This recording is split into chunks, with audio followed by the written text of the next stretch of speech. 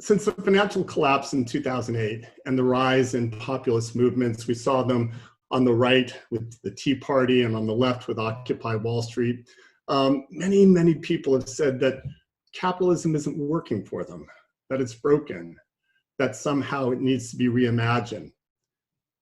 And folks are calling for a kind of stakeholder capitalism. They call it inclusive capitalism, stakeholder capitalism. We've been in this business for 20 years because we know that capitalism can be a powerful tool.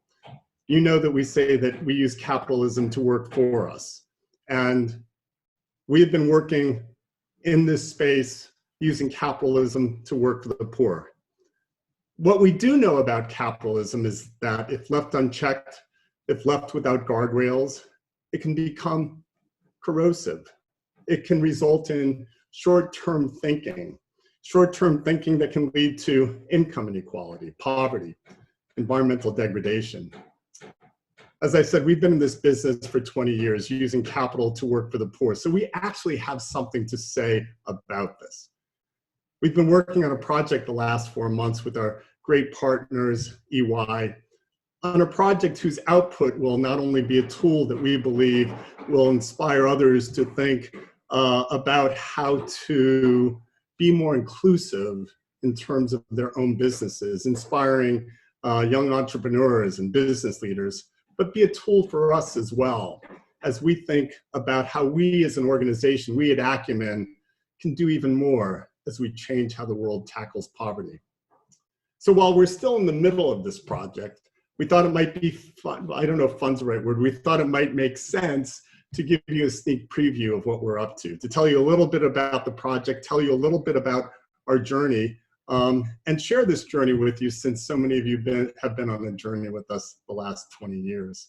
So for the next 40 minutes, I'm going to give you a bit of an update on our project, and then I'm going to be delighted to introduce you to our partner in crime at EY, Jesse Coates, who will tell you also a little bit more about the project and what she thinks about partnering with Acumen. And then it will be my great delight to introduce you to one of our investees who really model moral imagination, who really lead an organization inclusively. He thinks about how to bring in the poor into this capitalist environment and to make sure that they can benefit more equitably in the risks and rewards of capitalist economies.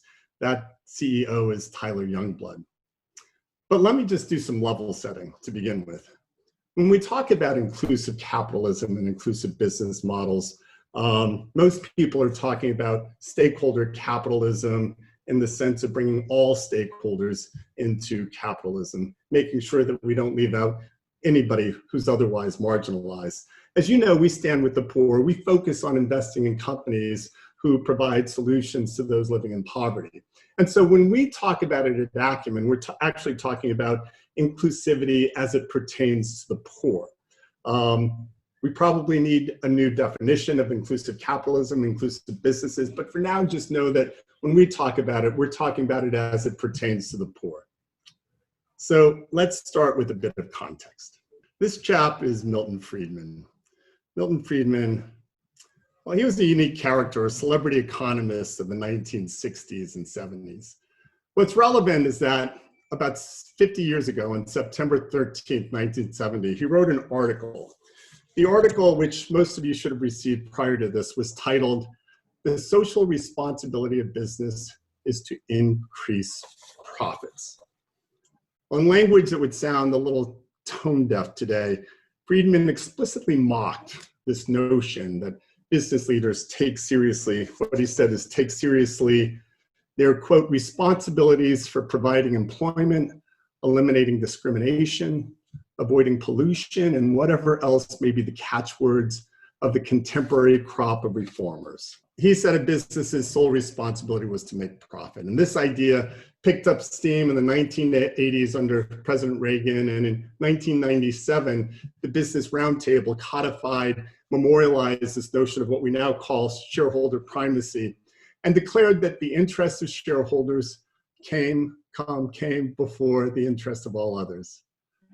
But as the years rolled on, we saw CEOs making more and more relative to their employees, to their work staff.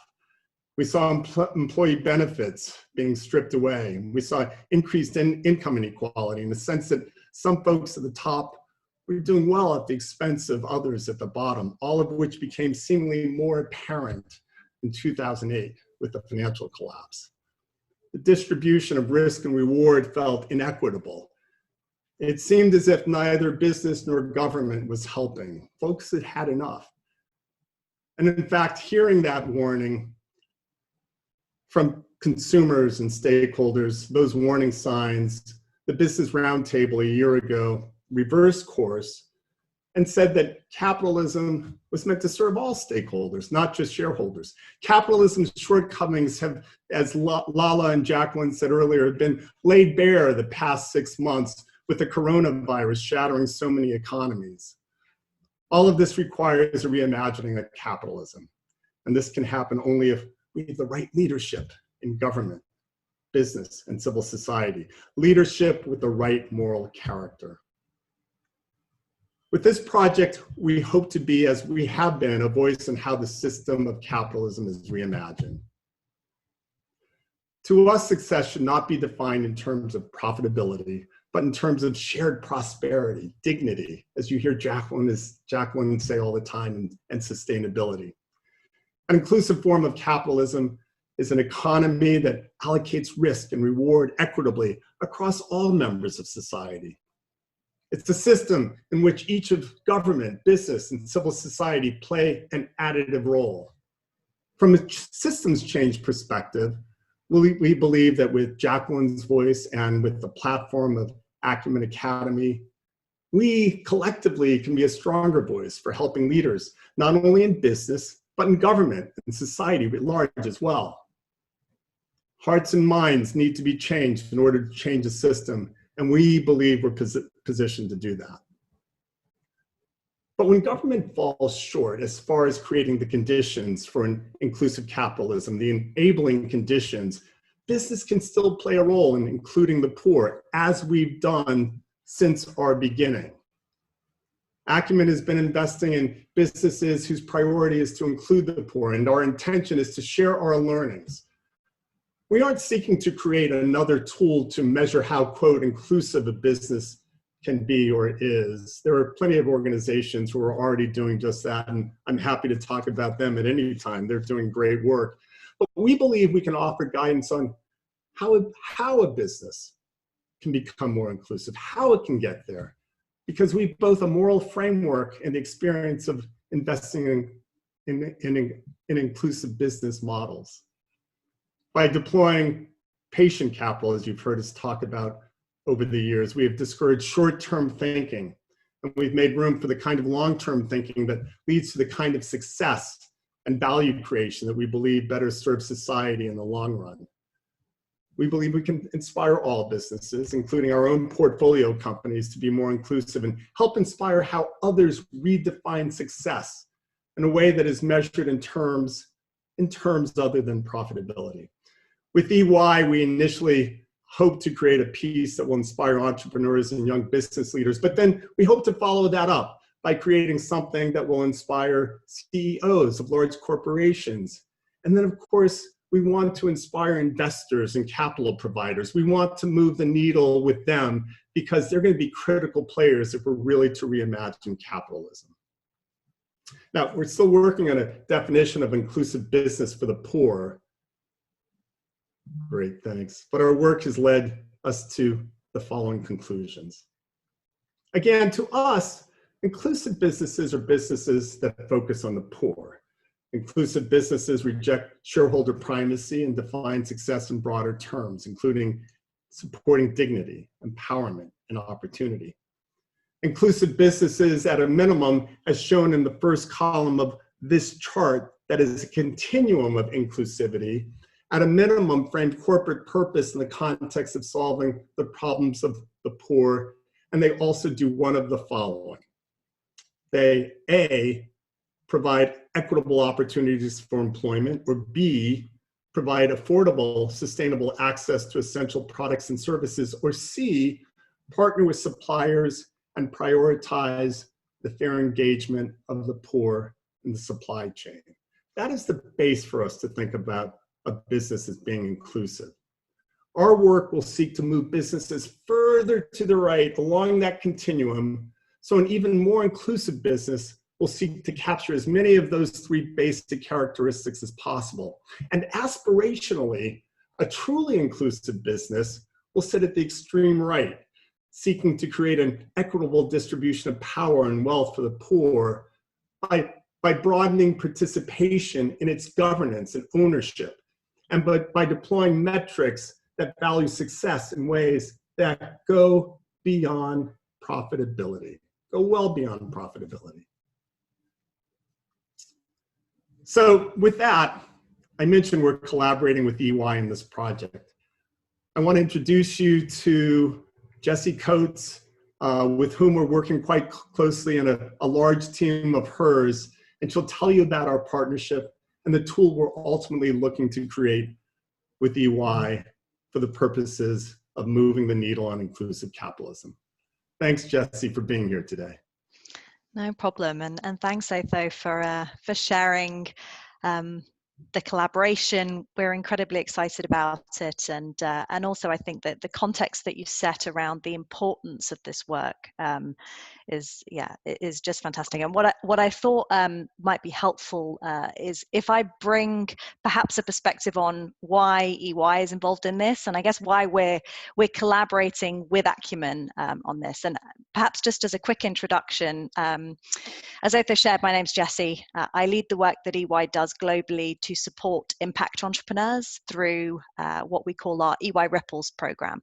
And for those of you that aren't so familiar with EY, we're a global professional services firm. We have over 300,000 EY people based in over 150 countries.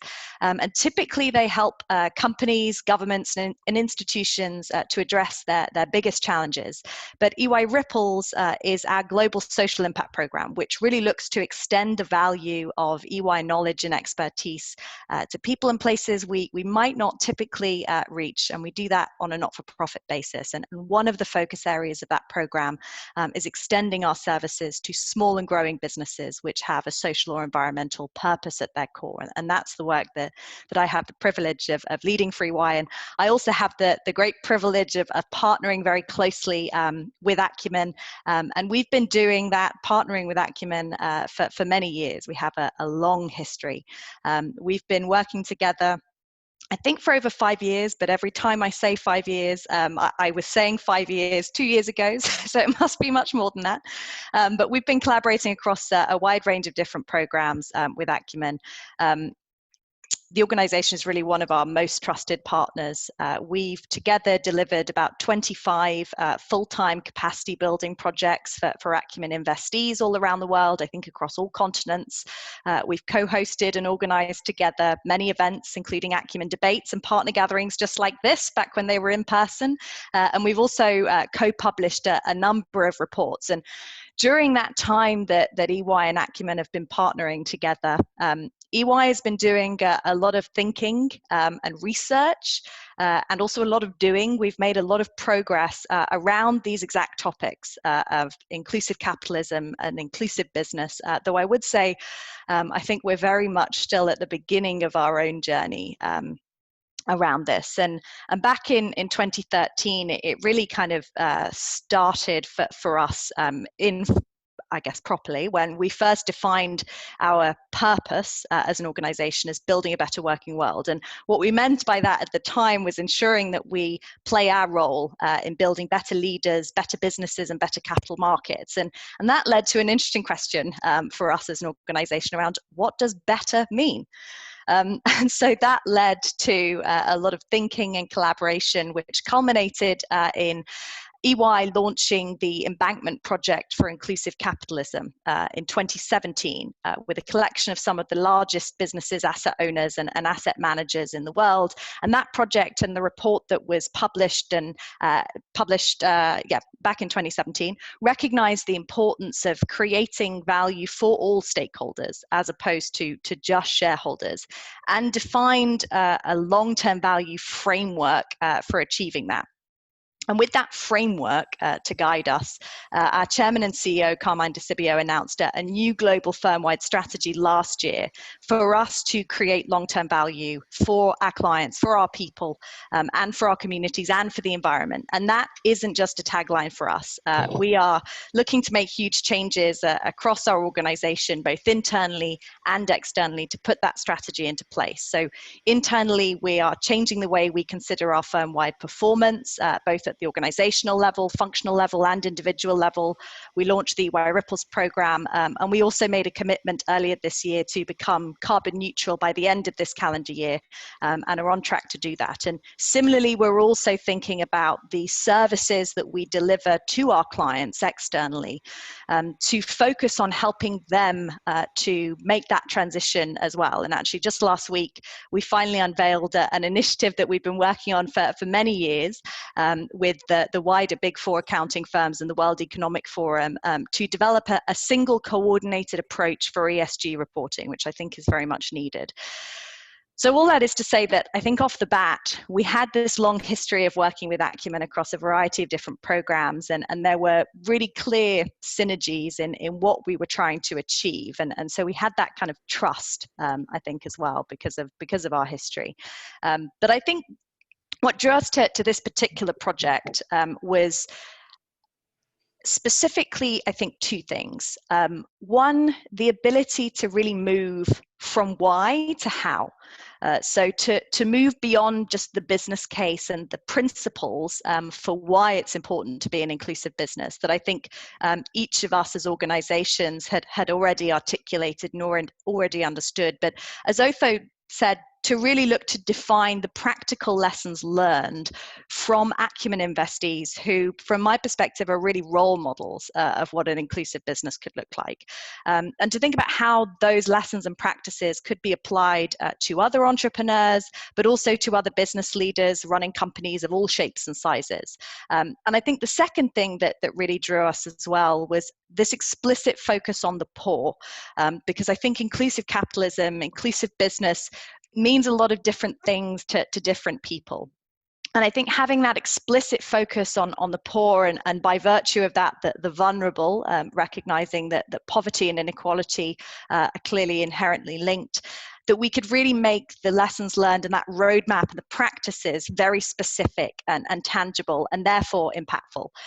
So as Otho described, we're now right in the thick of building out a playbook for how business leaders can really implement inclusive business practices, breaking that down into the key facets of a business that Otho shared in the previous slide that he talked to.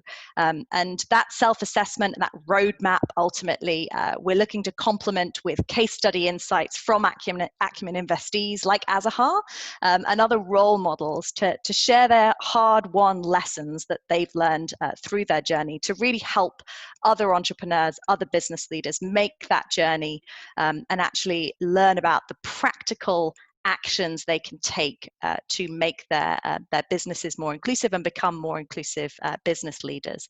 And so I really look forward to being able to share the playbook in the coming months with you all, and couldn't think of a better partner to unpick and re-put together this incredibly complex challenge. Thanks, Otho. Thanks, Jesse. When you think about corporates like EY, it could be really easy to become cynical. But when I think about our partnership and I think about how EY has been engaged in this space, when EY begins thinking about moral imagination along with us, it gives you some optimism that we really can reimagine capitalism. So Tyler, thank you. Jesse, thank you for your work. Thank you for EY's contribution to this. And also thank you for your contributions in developing this new tool, this new tool for measuring ESG. Because with that, if we want to redefine success, if we want to measure success in a new way, we need tools like this. So your contributions are really, really valued. Thank you.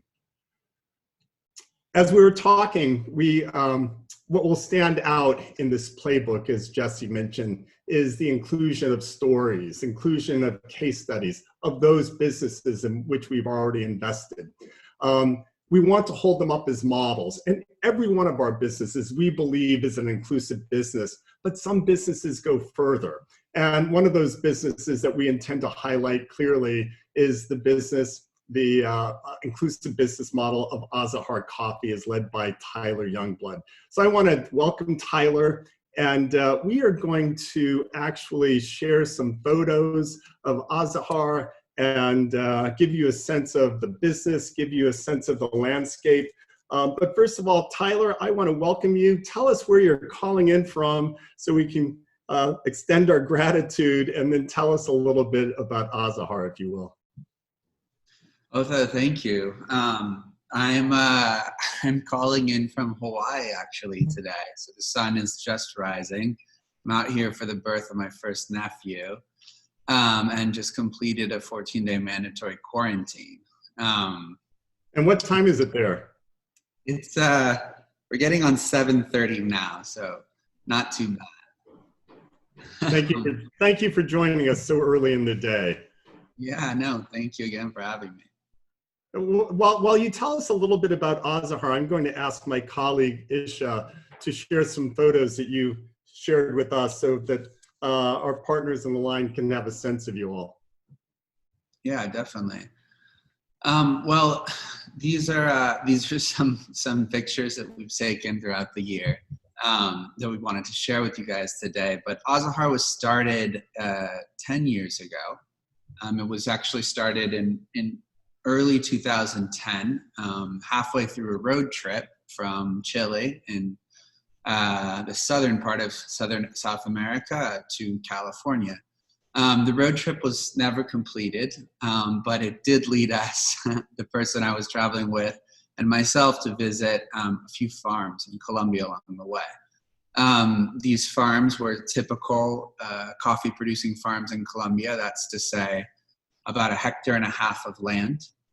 There are roughly 500,000 coffee farmers in Colombia, all growing, all basically contributing with this kind of 1.5 hectares sort of model on average. And we were kind of baffled by the fact that all the coffee was simply getting mixed into a huge pile at local cooperatives, and that farmers were receiving a volatile commodity price, which they couldn't really explain or negotiate.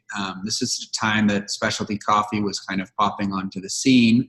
And so, we asked ourselves a pretty simple and innocent question in terms of whether or not those coffees could be separated out and whether or not a price could be paid that truly to justify the work that goes into producing specialty coffee, and particularly producing it on a small scale, where it's truly a handcrafted, handmade product.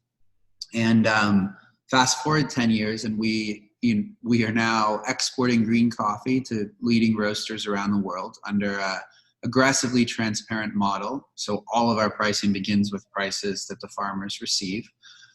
We've had the pleasure of working with around 4,000 producers over the course of these 10 years, many of which are still repeat suppliers of us year after year. And in addition to exporting coffee, we also are participating in growing the local specialty coffee community in Colombia, which is spearheaded by our own retail. And so we've been opening up cafes in Bogota, and recently Armenia, another city in Colombia, which allows us to engage with Colombian consumers and also to make the producers that we purchase from less dependent on just exports as well. Thanks for that, Tyler. Tyler, I mean, we talk about how we stand with the poor, and you've been very focused on a particular demographic that you've wanted to bring in and to benefit from your business model. Perhaps you can tell us specifically about the post-conflict nature of the farmers with whom you work, and give us a sense of that. Yeah, certainly. So a lot of the producers that are responsible for growing Colombia's coffee, but particularly Colombia's specialty coffee, come from the southern parts of the country. And they come from a lot of areas that were really at the middle of the civil conflict, the war between the FARC and the Colombian government, which was ended with a peace accord relatively recently. I'm sure most of you guys know. And if you look at this population, the majority of them are smallholder farmers that are at least about half are struggling to maintain above the poverty line. The extreme rural poverty line in Colombia is roughly $2 per day. And to give you some sort of context, a national minimum wage in Colombia would be about $7.50 a day right now. And so these are producers that are really far from anything close to a sustainable income or a living wage. And those are really the community of producers that we target working with. They also are responsible for producing, without a doubt, the country's best coffee. And so we work through a network of cooperatives and associations, but negotiate directly with the individual producers. And we have our own quality team embedded in these different regions. We source from them at stable pricing that really truly takes into account their cost of production and enables them to reinvest in their farms year after year. The last thing I think is really interesting and important to note about the coffee growing population in Colombia is that it's rapidly reaching into the upper 50s. The average age of the 25 million smallholders around the world that produce 80% of the coffee that we consume is in the mid 60s. So Colombia's a little bit better off, but it's aging rapidly. Younger generations don't see a future in coffee. And so a lot of our work is about showing them that future. I hadn't appreciated that earlier, actually, when we've spent our hours talking about Azahar. That's really impactful. So you hope to be an exemplar for, or an example of opportunities for those living in post-conflict areas of the coffee opportunities presented by, if you will, changing a system and showing them that this is a livelihood in which they can create a living wage. Which will take us to how you plan on making sure that they get that living wage.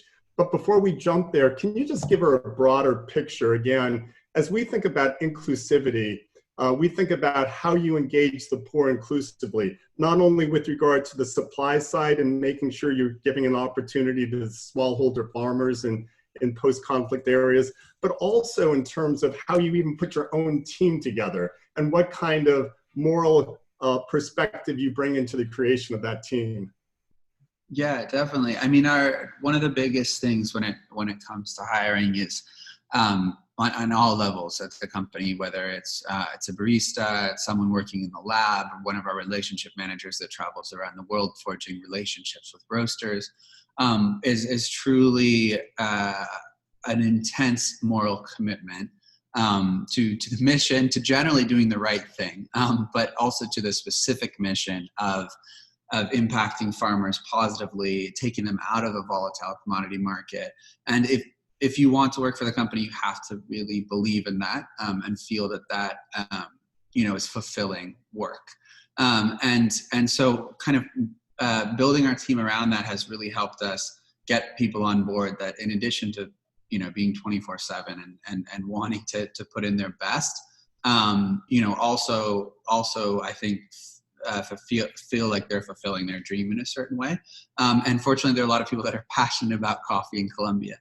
And then, in addition to that, that's sort of created this synergy where we've been able to call people from all different areas and social stratospheres in Colombia that have, wanted to join the team. So we have baristas that come from, very underprivileged communities in Bogota that are basically the breadwinners for their families. We'll talk about this in a second, but keeping them employed through COVID has been a major goal of the company this year. And then, we have a lot of people in our QC team basically were coffee pickers when we met them at a certain point, left doing that, began working, helping us clean up a few days a week in the roastery, and are now, on the team building the coffees that the world's leading roasters and importers are bringing in. So I think that it's, we're continuing to learn. We're about 70 strong now, but we hope to be able to keep bringing people in that are equally committed. So what stands out the most to me about Azahar is, in addition to the fact that you're proactively engaging the poor in employment opportunities, supply side opportunities, you're also trying to change a system, which is what I referenced earlier, the need for us to change a system so as to distribute risk and reward more equitably amongst those stakeholders in the system. And you have created, with others, this document called the Sustainable Coffee Buyer's Guide, which is attempting to change a system. Can you go into detail, well, as much detail as you think you might be able to in the next 2 minutes, but tell us about the supplier's guide and tell us about how it's going to change a system. Yeah, thank you.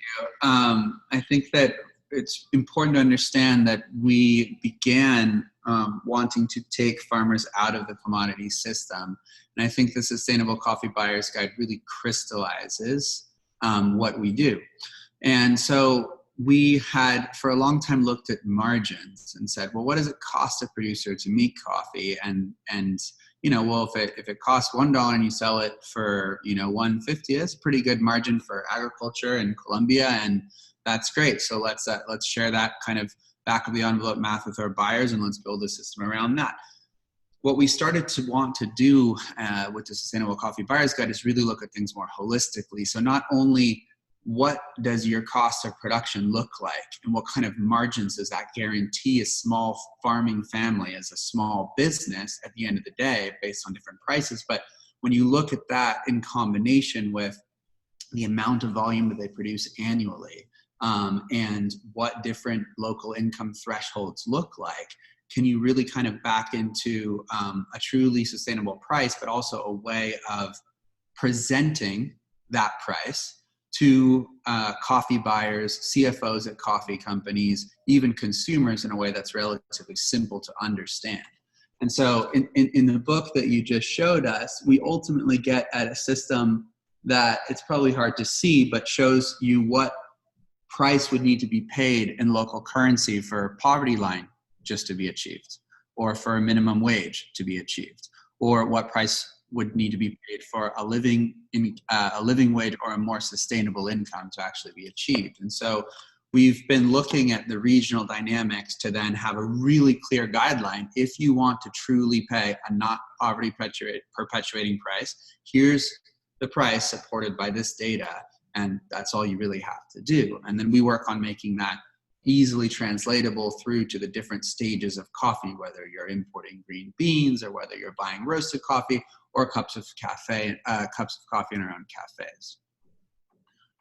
And so we're trying to make the options a lot kind of clearer for the industry, so that people can't kind of hide behind the traditional excuse, which is, well, it's very complicated and it changes from region to region. And so at the end of the day, and we're going to move to Q&A, unfortunately time is racing by, but at the end of the day, what's really exciting about what you're trying to do is you're trying to change an entire system, and it's not going to happen overnight, but through your work, you're hoping to change the coffee buyers and select coffee buyers here in the United States who are looking to go beyond just fair trade, but looking to go to this particular model to ensure that the coffee growers from whom they source coffee are not just getting something that keeps them above the poverty line or even minimum wage, but hopefully a living wage. And if this all works out right, this will have a ripple effect, and the big guys such as Starbucks will have to buy into this, and we can rest assured, hopefully at the end of the day, that smallholder farmers, coffee farmers, will receive something that feels justified, but is indeed justified, and ensures that they can benefit from the risks and rewards of capitalism a bit more equitably. Yeah, 100%. And it's starting to be adopted by some of the hard hitters in the specialty world. And so I think that, that I'm cautiously optimistic about where it's going so far. I want to thank Tyler so much for modeling what it's like to be somebody who leads with moral character and moral imagination. I want to thank Jesse for being a great partner. It's such a delight to work with you.